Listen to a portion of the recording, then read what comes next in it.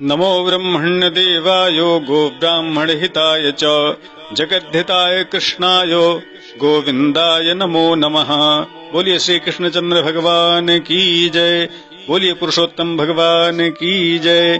धर्मानुरागी सज्जनों, पुरुषोत्तम मास महात्म के क्रम में आज 17वें अध्याय की कथा कहने जा रहा हूँ। आप सभी श्रद्धा और विश्वास के साथ इस कथा का श्रवण करें। अपने मित्रों तक अधिक से अधिक हमारी वीडियो को शेयर करें।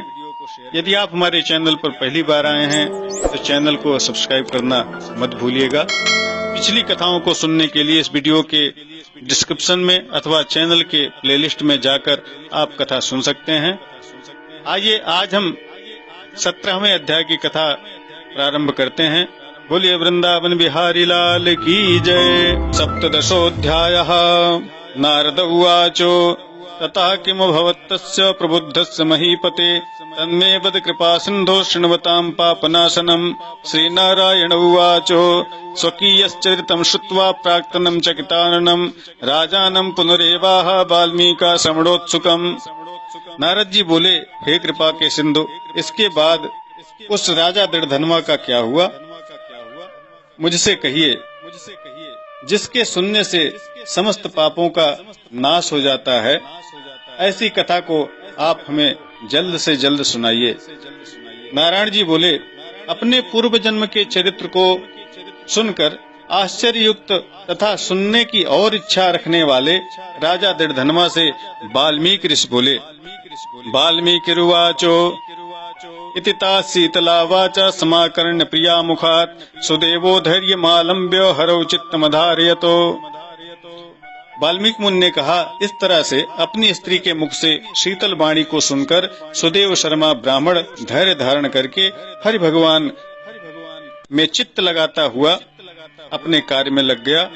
दीर्घ श्वास लेकर दीन मुख सुदेव शर्मा जो होने वाला वह होगा ही ऐसा मन में निश्चय करके पुष्प समिधा आदि लेने के लिए वन को चला गया।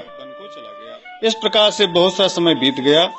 किसी दिन समिधा कुश फल पुष्प आदि लेने के लिए वह वन को गया। वहां जाकर सुदेव शर्मा मन में हरि भगवान के चरण कमलों का ध्यान करने लगा।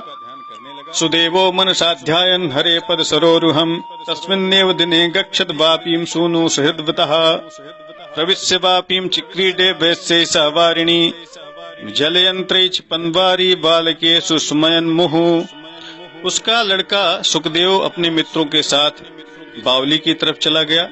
बावली में प्रवेश करके अपने बराबर के उम्र वाले मित्रों के साथ जल यंत्रों से जल फेंकता हुआ बार बार हंसता हुआ खेलने लगा। गर्मी ऋतु में जल के अंदर खेलता हुआ बालक परम हर्ष को प्राप्त हो रहा था। अथाह जल में खड़ा हुआ वह सुखदेव बालक अपने मित्र बालकों से पीड़ित होकर मित्र वर्ग के भय से भागने की इच्छा करता हुआ अपने भाग्य से प्रेरित होकर श्वास को रोककर अपने मित्रों को छलने की इच्छा से अथाह जल में गोता लगाने लगा।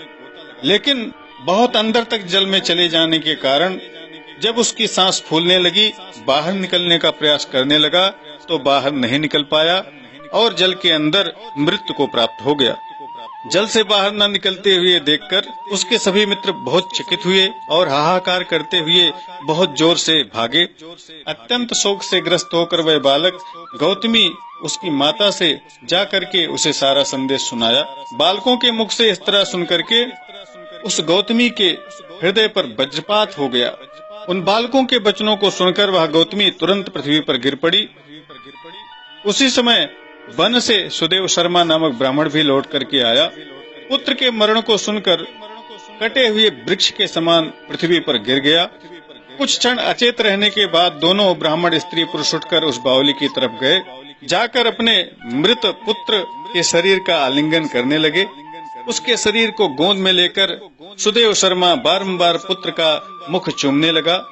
अपने गोद में उस मृत पुत्र को देखकर रोता हुआ विलाप करता हुआ बोलने लगा, हे पुत्र, मेरे शोक को नाश करने वाले शीतल सुंदर और शुभ वचन को बोलो। हे वत्स, मेरे मन को प्रसन्न करो, उठ जाओ, मुझसे बात करो। वृद्ध माता पिता को छोड़कर तुम जाने के योग्य नहीं हो। हे पुत्र, वेदाध्ययन के लिए तुम्हारा श्रेष्ठ मित्र तुम्हें बुला रहा है और बड़े हर्ष से पढ़ाने के लिए उपाध्याय जी तुमको बुला रहे हैं। हे पुत्र, शीघ्र उठो, क्यों सो रहे हो? सुदेव उवाचो बदपुत्रम शुभाम वाणीं मम शोक विनाशिनीं शीतलां ललितां वत्स मनसो मोदमावह विहाय पितरो वृद्धो न त्वं गन्तुमिहार्हसि वत्साह्वति ते मित्रं वेदाध्ययन हेतवे त्वां विहाय न गच्छामि गृहे किं मे प्रयोजनम् शून्यारण्यमिवाद्यैव त्वदृते सदनं मम। तुमको छोड़कर मैं घर पर अब नहीं जाऊंगा। घर में मेरा क्या काम है? तुम्हारे बिना इसमें मेरा घर शून्य हो गया, जंगल के समान हो गया है। तुम यदि नहीं उठोगे तो मैं भी यहीं मर जाऊंगा। तुम यदि नहीं उठोगे तो मैं कहीं नहीं जाऊंगा। मैंने कोई निंदित कार्य नहीं किया, कोई ब्रह्म हत्या नहीं की, फिर किस कर्म से मेरा पुत्र इस तरह से मर गया? अहो ब्रह्मा, तुमने ऐसा करके कौन सा बड़ा फल प्राप्त किया है? हे निर्दयी, वृद्ध दीन मेरे नेत्र को लेकर निर्दय का धन और दोनों स्त्री पुरुष का सहारा इस पुत्र को हरण करते हुए तुम्हें लज्जा क्यों नहीं आई? तुम सर्वत्र सबके लिए दयालु हो, परंतु मेरे विषय में निर्दयी कैसे हो गए? अहो आश्चर्य है, मेरे भाग में यह उल्टा कैसे हो रहा है? स्वभाव से सुंदर पुत्र को खोजकर इस समय मैं कहाँ से ले आऊं? हे पुत्र, तुम्हारे मुख और सुंदर नेत्र को मैं कहाँ देखूंगा? मेघ जल को बरसाता है, पृथ्वी धान्य को पैदा करती है, पर्वत रत्नों को देता है, क्षीर समुद्र मुक्तामणि को देने वाले हैं, परंतु मैं कहाँ जाऊं जहाँ मुझे मेरा मरा हुआ पुत्र मिल जाए, जिसके शरीर का आलिंगन करके हृदय का ताप खत्म होता। मेरा पुत्र मुझे कहाँ मिलेगा? हे वत्स, तुम एक बार शीघ्र उठ जाओ, कुछ मुझसे बात करो। तुम्हारी माता सारी लज्जा छोड़कर चील पक्षी के समान विलाप कर रही है। हे पुत्र, उसको देखकर तुमको दया नहीं आती? हे वत्स, तुम सकृद्वाचम श्रावयाशु दयां कुरु बिलपत्यति ते माता कुर्रीव गतत्रपा ताम दृष्ट्वा तु कथम पुत्रो दया नोत्पद्यते तवो अननुज्ञाप्य पितरौ न कदा विभवान् गतः। माता पिता की आज्ञा बिना तुम कहीं नहीं गए। हे पुत्र, हम दोनों से बिना पूछे तुम उस मार्ग में क्यों गए? अब मैं किसके वेदाध्ययन की वाणी को सुनूंगा? हे वत्स, आज तुम्हारे और तुम्हारे मनोहर मधुर वचन के स्मरण से मेरा हृदय टुकड़ा टुकड़ा हो रहा है, क्योंकि मेरा हृदय लोहे के समान है। हे वत्स, आज तुम्हारे मनोहर मधुर वचन के स्मरण से मेरा हृदय क्यों नहीं टूटकर अलग अलग हो जा रहा है? हे कौशलेंद्र, राजा दशरथ तुमको हम धन्य मानते हैं, क्योंकि रामचंद्र के बन जाने पर पुत्र के ताप से दग्ध प्राणों को आप नहीं रख सके, परंतु पुत्र के मर जाने पर भी जीवित रहने वाले मुझको धिक्कार है। हे गोविंद, हे विष्णु, हे यदुनाथ, हे नाथ, हे रुक्मिणी के प्राणपति, हे मुरारी, हे दीनों पर दया करने वाले, हे दयालु, पुत्र रूप अग्नि के ताप से मेरी रक्षा कीजिए। मन्ने सुधन्यम किल कौशलेन्द्रम यह काननम दासरथो प्रयाते दधारनो सून सुततापदग्धो दिग्माम सुतस्य प्रलयेप्यनष्टम गोविंद विष्णु यदुनाथ नाथ श्री रुक्मिणी प्राणपते मुरारे दीनानुकंपिन भगवन् दयालो मां पाहि पुत्रा नलतापतप्तम् देवादिदेवाखिल लोकनाथ गोपाल गोपीश रथांग पाणे कलिंद कन्या विषदोषहानि मां पाहि पुत्रा नलतापतप्तम्।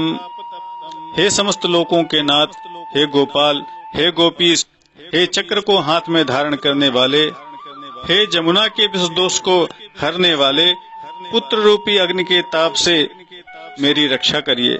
हे वैकुंठ के वासी विष्णु, हे नरकासुर के नाशक, हे चराचर जगत के आधार, हे संसार रूप समुद्र से पार कराने वाले जहाज रूप अर्थात समुद्र से पार उतारने वाले, हे ब्रह्मादि देवता में नमस्कृत चरण पीठ वाले, पुत्र ताप अग्नि से तप्त मेरी रक्षा करिए। हमारे समान सठ दूसरा कोई नहीं है।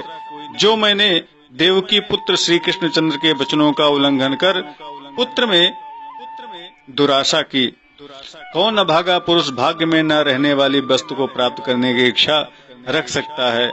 श्री बृहन्नारदीय पुराणे पुरुषोत्तम मास माहात्म्ये श्री नारायण नारद संवादे दृढ़धन्वोपाख्याने सुदेव विलापो नाम सप्तदशोऽध्यायः। बोलो वृंदावन बिहारी लाल की जय। इस तरह से पुरुषोत्तम मास महात्म्य के नर नारायण संवाद से दृढ़धन्वा उपाख्यान में सुदेव के विलाप करने के नाम से यह 17वां अध्याय संपन्न हुआ।